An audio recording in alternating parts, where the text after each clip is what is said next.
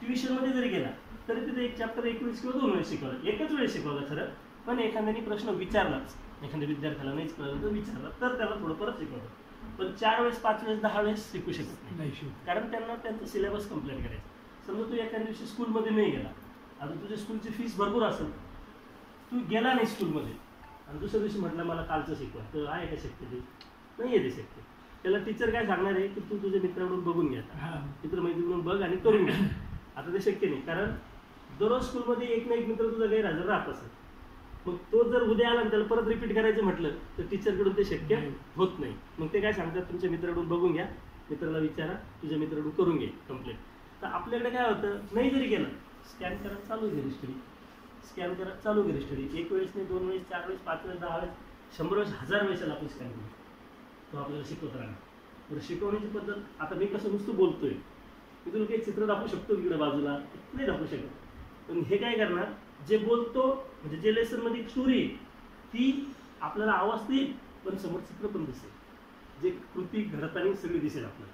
म्हणजे 2-3 वेळेस आपल्याला अभ्यास केल्यासारखा त्याचा अर्थ होतो. कसा, एकदा कानाने ऐकतोय, डोळ्यांनी बघतो पण आहे, जे कानाने ऐकतोय स्टोरी ती डोळ्यानेच बघतो पण आहे समोर, म्हणजे 2 वेळेस त्याला अभ्यास होतो. नंतर इकडं रायटिंग प्रॅक्टिस करून, प्रश्न समजा इकडून नाही बसला डोक्यात, 2-3 वेळेस वाचला नाहीच बसला, तिथे स्कॅनर आहे, स्कॅन केला की राईट आन्सर सांगा, रायटिंग करून घे.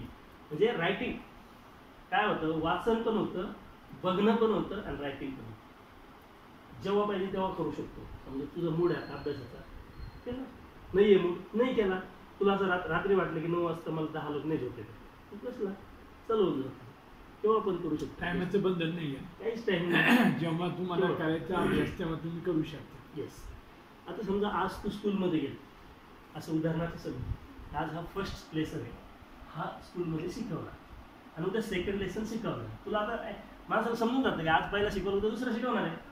तू काय करू शकतो, घरीच सेकंड लेसनचा अभ्यास करून घेऊ शकतो. स्कॅन करून 2-3 वेळेस स्टडी करून घेतली की उद्या स्कूलमध्ये काही शिकवायला चालू झालं की तुझं ते ऑटोमॅटिक तुला मेमोराईज होईल. अरे मी कालच केलं, रात्रीच बघितलेलं, तेच शिकवतायचं, अगदी बरोबर आहे. आणि दुसरं, समजा एखादा चॅप्टर सरांनी शिकवल्यानंतर एखादा क्वेश्चन विचारला तर तुझं बोट लगेच वर राहणार आहे. का की तू अगोदरच त्याची स्टडी केली, तुझ्याकडे घरी त्याची व्यवस्था आहे स्टडी करण्याची, तू अगोदरच केलेली ती, त्यामुळे तू परफेक्ट 1 नंबरच असला स्कूलमध्ये. असं तू रेग्युलर करू शकतो. समजा उद्या सेकंड आहे, परवा तिसरा, समजा 3rd लेक्चर शिकवणार आहे किंवा तिसरा चॅप्टर शिकवणार आहे, तू घरूनच त्याची प्रॅक्टिस करून जाऊ शकतो, स्टडी करून जाऊ शकतो. आपल्याला जसा वेळ मिळेल तसा. मग सकाळी तू 5ला उठला, 6ला उठला, तुझी स्कूल समजा 2 तास वेळ दिला, हे सगळं 5-5 मिनिटाचे व्हिडिओ आहे, जास्त काही मोठा तासभराचं नाही, असं एकदा लावलं तासभर बघायचं असं वेळ नाही. छोटे छोटे व्हिडिओ आहे, 5 मिनिटं, 7 मिनिटं, 10 मिनिटं, 8 मिनिटं सगळे व्हिडिओ, म्हणजे बोर पण व्हायचे काम नाही. एकदा लावला 5-10 मिनिटं, 10 मिनिटात माणूस बघून घेतं. जर घंट्याभराचं असेल तर कदाचित कंटाळा होतो, लावून देतं, मग इकडे तिकडे होऊन जातं. पहिले 10-20 मिनिटं नीट बघतात, नंतर बाजूला होऊन जातात मुलं, थोडंसं लक्ष विचलतं. पण हे 10-10 मिनिटाचे सगळे व्हिडिओ अशा प्रकारे हे सगळं. आता याच्या पुढे जाऊन याच्यात काय अजून, दर 7 दिवसाची टेस्ट असते. टेस्टिंग म्हणजे आपण त्याला कोणती परीक्षा म्हणतो, महिन्याला शाळा स्कूलमध्ये असतात चाचणी, घटक चाचणी. हां, घटक चाचणी ज्याला मराठी, हां महिन्याला असते. पण आपल्याकडे आपण दर 7 दिवसाला घेतो, आठवड्यातून 1 किंवा 2दा घेतो. आणि तिचं वेळापत्रक जे असतं, टाइम टेबल, तो टाइम टेबल महिन्याच्या 1st तारखेला, पहिल्याच तारखेला मुलांना देऊन टाकलं जातं. टाइम टेबलमध्ये काय दिलं जातं की समजा आता 7 तारखेला, 7 तारखेला टेस्ट आहे, 7 तारखेला, तर 7 तारखेला त्या टेस्टमध्ये कुठल्या विषयावरचे कुठपर्यंतचे प्रश्न विचारणार आहे हे क्लिअर करून होतं अगोदर 1 तारखेलाच. म्हणजे सपोज समजा आता 7 तारीख आहे, म्हणजे 7 तारखेला इंग्लिश विषयाचे प्रश्न विचारणार आहे, कुठून कुठपर्यंत, 1 ते 5 विचार, समजा 1 लेसन ते 5 लेसनपर्यंत विचारणार आहे. असं अगोदरच तुला चार्ट देऊन टाकतं की 7 तारखेला तुला टेस्ट द्यायची आणि इंग्लिश विषयाचे सगळे क्वेश्चन विचारणार आहे 1 ते 5 पर्यंतचे, लेसन 1 to लेसन 5. म्हणजे तुला काय क्लिअर होऊन गेलं तुझ्या मेमरीला की मला 7 तारखेला टेस्ट द्यायची आणि 5 पर्यंतच, 1 to 5, 5 पर्यंतच आपल्याला अभ्यास करायचा. तू तिथं स्टडी करणार बार बार, कारण तुला माहिती आहे 7 तारखेला परीक्षा द्यायची, निवडच विचारणार आहे या 5 धड्यांची. तू त्याला स्टडी करणार बार बार बार बार, म्हणजे तू परफेक्ट होणार की नाही त्या 7 दिवसात. आणि मग तिथं टेस्ट देत असताना क्वेश्चन विचारल्यानंतर आपले टीचर क्वेश्चन विचारतात. ऑल ओव्हर इंडियातले त्या क्लासचे मुलं बसलेले असतात, म्हणजे तू 7th ला 7th सगळे मुलं असतील ऑल ओव्हर इंडियामध्ये त्या टेस्टसाठी 300, 400, 500 मुलं असतात. आणि मग त्या टेस्टमध्ये क्वेश्चन विचारला की त्याला 30 सेकंदाचा टाईम दिलेला असतो विद्यार्थ्यांना ॲन्सर देण्यासाठी. आता जर तू 7 दिवस तो स्टडी केलेला आहे, तुला कशाला वेळ पाहिजे, तू स्पीडली देऊन टाकतो, लगेच फास्ट त्यांनी क्वेश्चन विचार पोरं लगेच सांगतात ते उत्तर काय. पण असे टॉप समजा तू फर्स्ट सेकंडला उत्तर दिलं, पहिल्या सेकंडला जर उत्तर दिलं तर तुला काही पॉईंट दिले जातात, जो दुसऱ्या सेकंडला देईल त्याला काही पॉईंट दिले जातात, जो तिसऱ्या सेकंडला देईल त्याला काही पॉईंट दिले जातात. आणि असे ज्याने हायेस्ट पॉईंट मिळवले त्या 1.5 तासाच्या टेस्टमध्ये, ज्याने हायेस्ट पॉईंट मिळवले त्याचा 1 नंबर आहे. ज्याने सगळं मोबाईल मध्ये राहणार काय? हे बुक्स पण परीक्षा कुठे म्हणजे मोबाईलमध्ये नाही, मोबाईलमध्ये चांगलं आहे. परीक्षा मोबाईलमध्ये नाही. अच्छा. आणि हे बुक्स पण राहतील, वर्कबुक QR बुक्स वगैरे हे पण राहतील. आता असे टॉप 14 नंबर काढले जातात. अच्छा. 1 ते 40 पर्यंतचे नंबर काढले जातात, नंबर्स.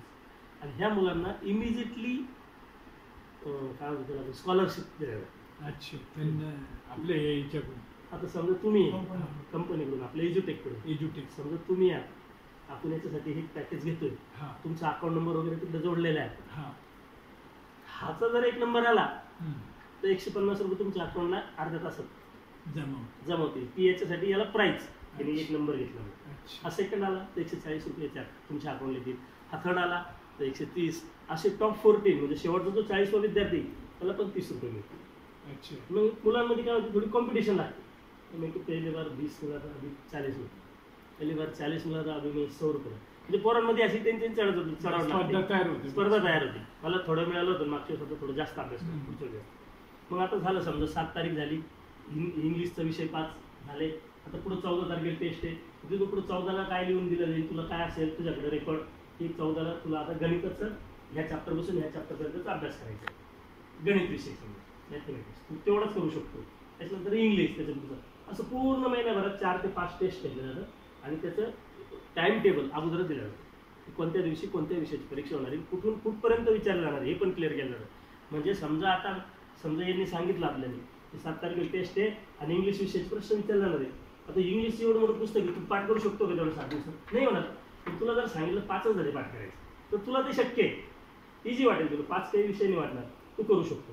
पण त्याच्या पुढचे जे 7 दिवस, त्याच्या पुढे तुला सांगितलं की आता समजा हिंदी विषयाचे 1 to 5 लेसनपर्यंतच पाठ करायचं, तू करू शकतो. पण हिंदी विषय पूर्ण पुस्तक 7 दिवसात पाठ करणं होणार नाही.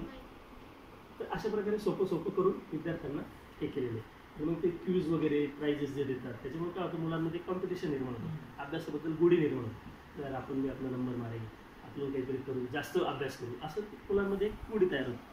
आणि म्हणून याच्यामुळं ह्याचा जो अभ्यास करेल एज्युटेकच्या माध्यमातून, जो एज्युटेकच्या हिशोबाने अभ्यास करत जाईल, स्कूलमध्ये तर शिकवणार आहे, स्कूलचं तर चालूच असतं मुलांचं. याला जर त्यांनी दिवसातून 1 तास जरी दिला, 1 तास 2 तास जरी दिली, बसल्या घरी बसला चालू केलं, तुमचं मोबाईल चालू केलं, मम्मीचं आहे चालू केलं, तर ते ॲटोमॅटिकली फर्स्ट म्हणजे हे 90+ मार्क मिळवणार, 90, 95, 98 पर्यंत. आउट ऑफ घेतली, कटच नाही केलं जात मला. परफेक्ट. बरं, हा सिलेबस